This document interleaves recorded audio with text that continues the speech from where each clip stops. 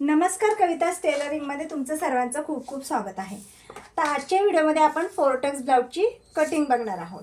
आणि 4 टक्स ब्लाऊजची आपल्याला कटिंग बघायची आहे, तर त्याच्यासाठी आपल्याला मापाची गरज लागेल. तर मी माझ्या स्वतःचं ब्लाऊजवरून ही मापं घेतली आहेत आणि त्याच्यावर आपण ही 4 टक्स ब्लाऊजची कटिंग बघणार आहोत. तर पण सगळ्यात पहिले तर आपण मागच्या व्हिडिओमध्ये जो मी प्रश्न विचारला होता त्याचं उत्तर बघूया. तर मागच्या व्हिडिओमध्ये मी प्रश्न विचारला होता की जर टोकदार वस्तू असेल तर ती जर आपल्याकडे कोणी मागितली तर ते आपण त्याचं टोक कुठं असलं पाहिजे, तर टोक आपल्याकडे असलं पाहिजे आणि जी बाजू साधी आहे ती समोरच्याकडे असली. असं टोक आपल्या हातात धरायचं आहे आणि मग समोरच्याला ती वस्तू द्यायची, जेणेकरून समोरच्याला इजा होणार नाही. तर चला आजच्या व्हिडिओला आपण सुरुवात करूया. पण त्याआधी तुम्ही अजून माझ्या चॅनलला सबस्क्राईब नसेल केलं तर चॅनलला सबस्क्राईब. तर आता आपण पहिले ना, मी मोस्टली आपण 4 टक्स कोणत्याही ब्लाऊजची कटिंग करताना मागच्या भागाची पहिली कटिंग करत असतो, पण मी इथं आज पुढच्या भागाची पहिले कटिंग करणार आहोत. तर 4 टक्स ब्लाऊजची कटिंग करताना सगळ्यात पहिले ना आपल्याला एक इंच आपल्याला या साईडनी सोडून द्यायचं आहे. बघा, एक इंचावर आपल्याला एक सरळ लाईन आखून घ्यायची आहे. आणि आता ही 1 इंचाची जी लाईन आखली ना आपण, त्याच्या पुढे आपल्याला सगळी मापे टाकायची आहे. तर सगळ्यात पहिले आपण शोल्डर टाकून घेऊया.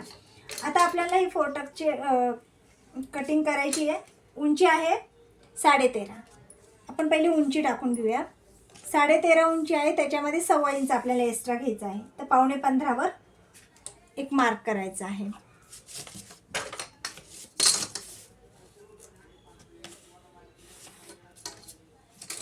आता इथं वरती आपल्याला शोल्डरचं माप टाकायचं आहे. आता पुढचा गळा आहे आपला 7चा. तर त्याच्या 7चा गळा असल्यामुळे आपण फुल शोल्डरमधून आपण फक्त 2 इंच कमी करणार आहोत. तर शोल्डर आहे 14. 14मधून 2 गेले, खाली उरले 12. 12चा निम्मा आपल्याला इथे 6वर एक मार्क करायचा आहे. त्यानंतर इथून आपल्याला 2.5 इंचावर गळ्याची रुंदी घ्यायची आहे. आता आपल्याला मुंडा टाकून घ्यायचा आहे.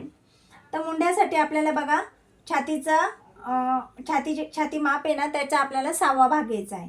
तर 32ची छाती आहे, त्याचा 6वा भाग येतो 5.3 आणि त्याच्यामध्ये 1 इंच आपल्याला प्लस करायचा आहे. तर 6.3 आपल्याला एक मार्क करून घ्यायचा आहे. बघा, आता इथे चेक करून घ्यायचं आहे. वरती आपण जेवढं शोल्डर टाकलंय ना, हे बघा 6चा आपण शोल्डर टाकलंय ना, त्याच्यापेक्षा आपल्याला इथं खाली ना 5 इंच शोल्डर कमी करायचं आहे. म्हणजे 5.25वर आपल्याला हा मार्क करायचा आहे इथं. आणि ही लाईन आपल्याला अशी आखून घ्यायची आहे. बघा, थोडीशी तिरकस येईन ही लाईन. आता इथं आपल्याला छातीचा 4था भाग टाकून घ्यायचा आहे. कुठल्याही प्रकारची लुजिंग द्यायची नाहीये. सगळे मापे आपल्याला ह्या लाईनीच्या बाजूनीच टाकायचे. ही लाईन मी का आखली आहे ते पण आपण बघूया नंतर. आणि 1.5 इंच आपली शिलाई मार्जिन.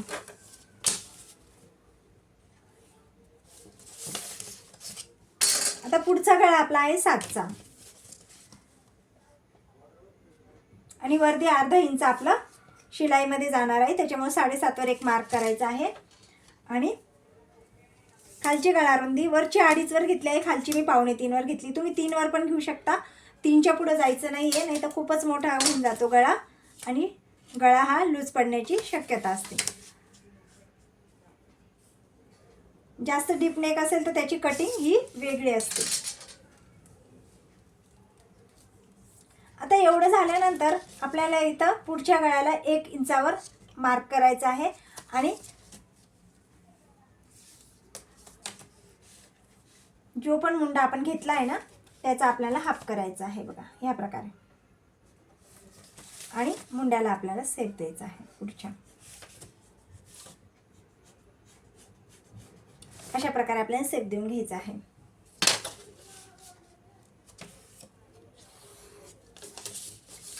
आता आपल्याला हा मुंडा चेक करून घ्यायचा आहे. जेवढा आपला मुंडा आहे तेवढाच आलेला आहे का नाही. आता माझा 16चा आहे, तर आपण इथं चेक करूया की 8 आपलं आलं पाहिजे. आणि वरती आपल्याला इथं शिलाईमध्ये जेवढं आपण दाबणार आहे तेवढं सोडून आपल्याला हा मुंडा चेक करायचा आहे. बघा, इथून टेप पकडायचा आहे आणि असा गोलाईमध्ये आपल्याला हा चेक करायचा आहे.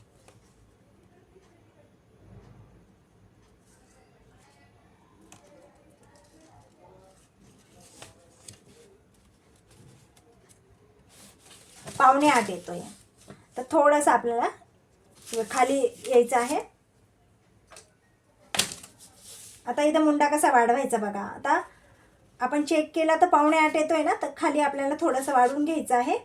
त्यानंतर इथं पुन्हा 1 इंचावर एक मार्क करायचा आहे. बघा थोडीशी मेहनत लागते, पण परफेक्ट आपल्याला ब्लाऊज येण्यासाठी आपल्याला थोडीशी मेहनत तर करावीच लागणार आहे. आणि मग इथून आपल्याला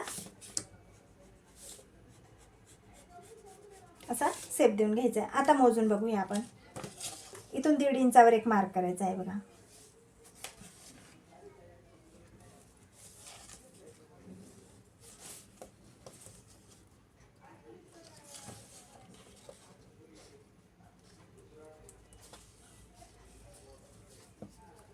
आता बरोबर आठ आला आहे. कधी कधी हे मोजताना सुद्धा आपला टेप इकडे तिकडे होतो, त्यामुळे मोजताना लक्ष द्यायचं आहे की आपला टेप व्यवस्थित आहे का नाही. तरच ते दोन वेळेस तरी आपल्याला कमीत कमी मोजून घ्यायचं आहे, म्हणजे परफेक्ट माप येतं. ठीक आहे. आता आपण ह्या गळ्याला पण शेप देऊन घेऊया. राऊंडमध्ये आपण शेप देऊया. इथपर्यंत झालं. आता आपल्याला 4 टक्स टाकायचे आहे. आता त्याच्याकडे आपल्याला लक्ष द्या. आता बस्ट पॉईंट सगळ्यात पहिले आपल्याला बस्ट पॉईंट टाकून घ्यायचा आहे. 10.5 वर माझा बस्ट पॉईंट येतो आणि त्याच्यामध्ये अर्धा इंच आपल्याला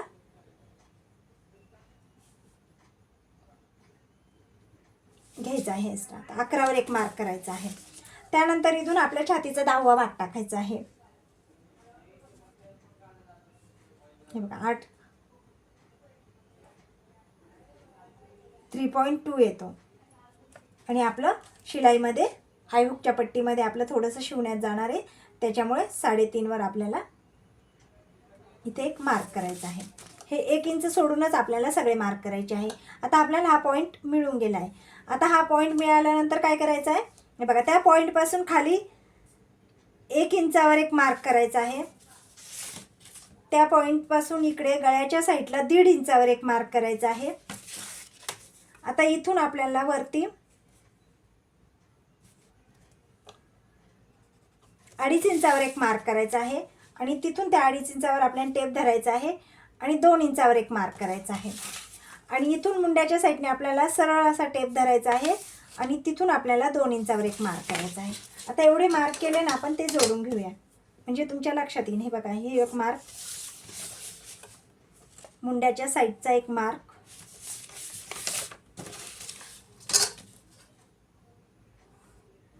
गळ्याच्या साईडचा आणि हा खालचा. तर इथपर्यंत झाल्यानंतर आपल्याला हे बघा ह्या प्रकारे आपल्याला शिलाई मारायची आहे प्रत्येकाला अर्ध्या इंचावर. आणि खालचा स्टक्स आपल्याला 1 इंचावर घ्यायचा आहे, म्हणजे इकडून आपल्याला अर्धा इंच आणि इकडून अर्धा इंच, सॉरी इकडून 1 इंच आणि इकडून 1 इंच, आपल्याला 1 इंचावर हा टक्स घ्यायचा आहे. बाकीचे टक्स आपल्याला अर्ध्या इंचावर पाव इंचावरच घ्यायचे आहे. हा टक्स आपल्याला 1 इंचावर घ्यायचा आहे. जसजसं आपला माप वाढत जाईल तसं हा टक्स पण आपला मोठा होत जाईल. हे बघ, इथे पण मार्क करून घेऊ. इथे पण आपण लाईन आखून घेऊया.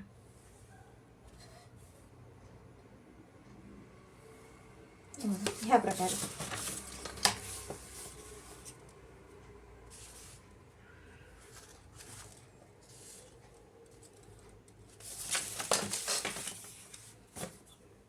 आता हा टक्स मारल्यानंतर आपला कपडा इथे कमी होणार. हा टक्स आपला असा मारल्यानंतर इकडे आपला कपडा हा कमी होणार, म्हणजे आपली मार्जिन कमी होणार. त्याच्यामुळे आपल्याला इकडं मार्जिन ही वाढवून घ्यायची आहे. जवळजवळ 1 इंच आपल्याला मार्जिन वाढवून घ्यायची. त्यानंतर हा टक्स दाबल्यानंतर आपल्या इथं पण कमी होणार, तर त्याच्यामुळे इथं सुद्धा आपल्याला 1 इंच एक्स्ट्रा घ्यायचं आहे.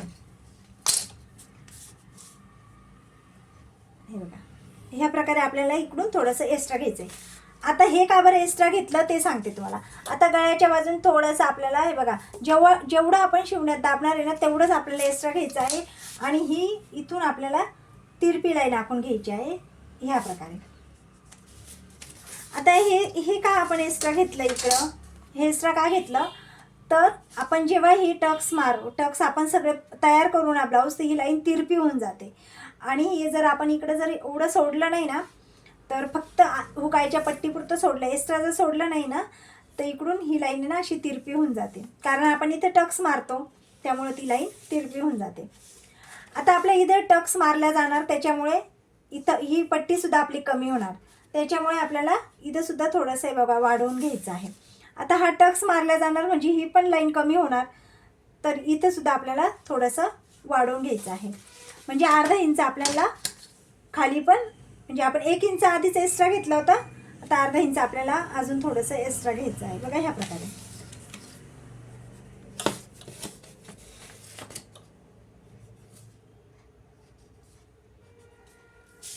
तर आता ही आपली 4 टक्स ब्लाऊजची फ्रंट साईडची आपली मार्किंग कंप्लीट झाली आहे. आणि आता राहिली कमर घेरची गोष्ट. तर कमर घेर मी का टाकलं नाही, सगळं ब्लाऊज आपलं हे पूर्ण टक्स वगैरे मारून तयार झालं ना, हा टक्स मारल्यानंतर आपण कमर घेर मोजून मग कट करायचं आहे. आधीच जर आपण कट केला हा टक्स आपण कमी जास्त मारू शकतो, तर जास्त कट होऊ शकतं आणि ब्लाऊजची मार्जिन ही कमी पडू शकते. म्हणून कमर घेर इथं नाही मी मोजला तरी काही प्रॉब्लेम नाही. आता आपण याची कटिंग करून घेऊया.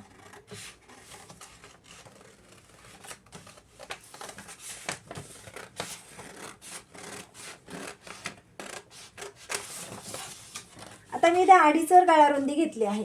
तुम्हाला जर पॉयपिंग करायची असेल, पट्टी लावायची असेल या गळ्याला, ती ही गळा रुंदी थोडीशी कमी घ्यायची आहे.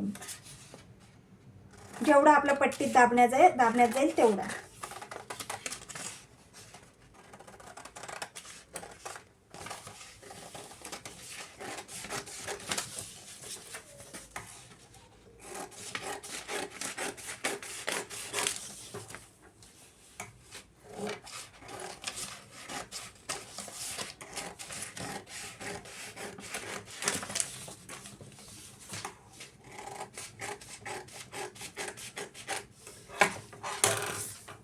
हे बघा आता आपलं हे कंप्लीट झाली आहे. आता आपण बॅक साईडची कटिंग बघूया. बॅक साईडच्या कटिंगला काहीच वेळ लागणार नाही. आता बॅक साईडच्या कटिंगसाठी सुद्धा मी इथे एक पेपर घेतला आहे. आता त्याच्यासाठी आपल्याला काय करायचं आहे, तर उंची टाकून घ्यायची आहे.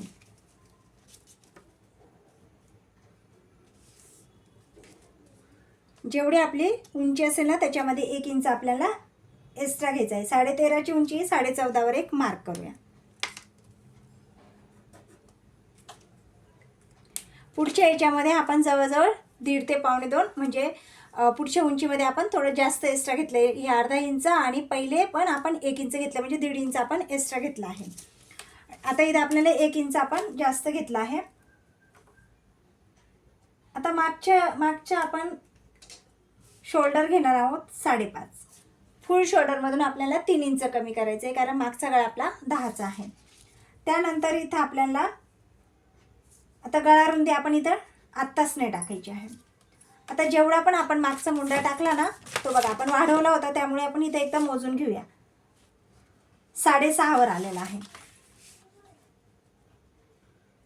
6.5वर एक मार्क करायचा आहे. जेवढं पण आपलं वरचं शोल्डर आहे ना,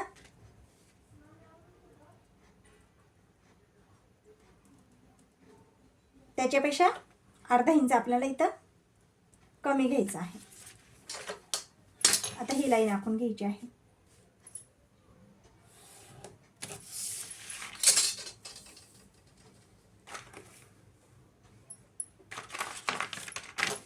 आता आपल्याला इथं छातीचा चौथा भाग टाकायचा, त्याच्यामध्ये 1.5 इंच शिलाई मार्जिन आणि इथून खाली सरळ लाईन आखायची.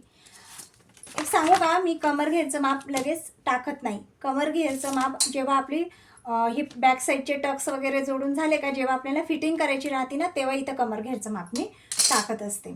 आता आपल्याला मागचा गळा इथं 1.25 इंचावर घ्यायचा आहे. मागच्या मुंड्याचा सेप आपल्याला 1.25 इंचावर घ्यायचा आहे, कारण आपला हा डीप नेक आहे. जर थोडासा गळा जर 8चा 9चा असता तर आपण इथं 1.5 इंचावर घेतलं असतं.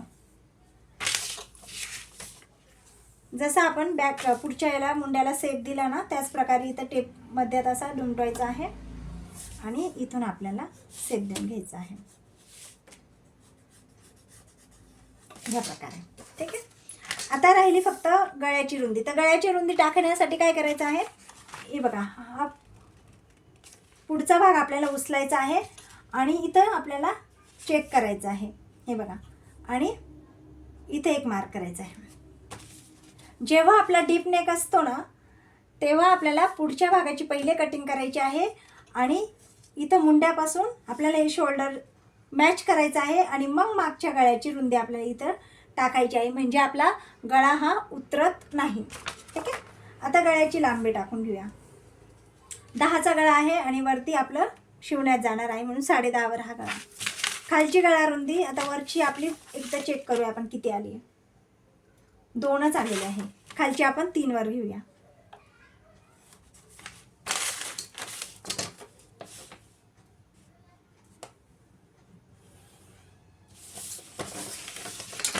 गळ्याला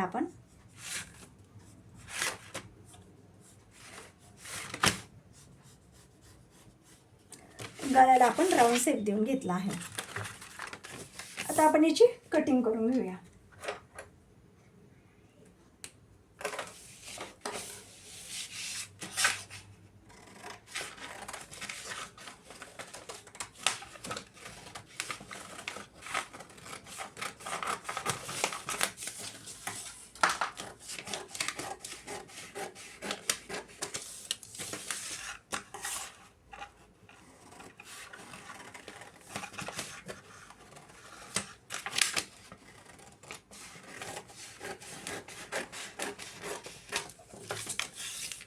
आपली ही बॅक साईडची कटिंग कंप्लीट झाली. आता तुम्ही बघू शकता हे गळ्याचं जे आहे ना, हे बघा गळा आपला इकडे असा झुकलेला आहे. हे बघा ह्या प्रकारे गळा असा आलेला आहे.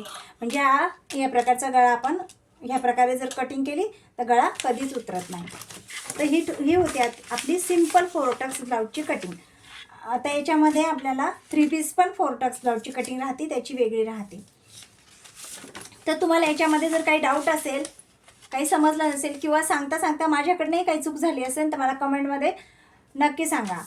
तर आजचा व्हिडिओ तुम्हाला आवडला असेल तर व्हिडिओ लाईक करा. चॅनलला अजून सबस्क्राईब नसेल केलं तर चॅनल सबस्क्राईब करून घ्या. व्हिडिओ शेवटपर्यंत बघितल्याबद्दल खूप खूप धन्यवाद. आता आजचा प्रश्न असा आहे की आपण 4 टक्स ब्लाऊजची कटिंग केली तर आपण पहिले कोणत्या भागाची कटिंग केली? पहिले फ्रंट साईडची कटिंग केली का बॅक साईडची कटिंग केली? तर उत्तर मला कमेंटमध्ये नक्की सांगा.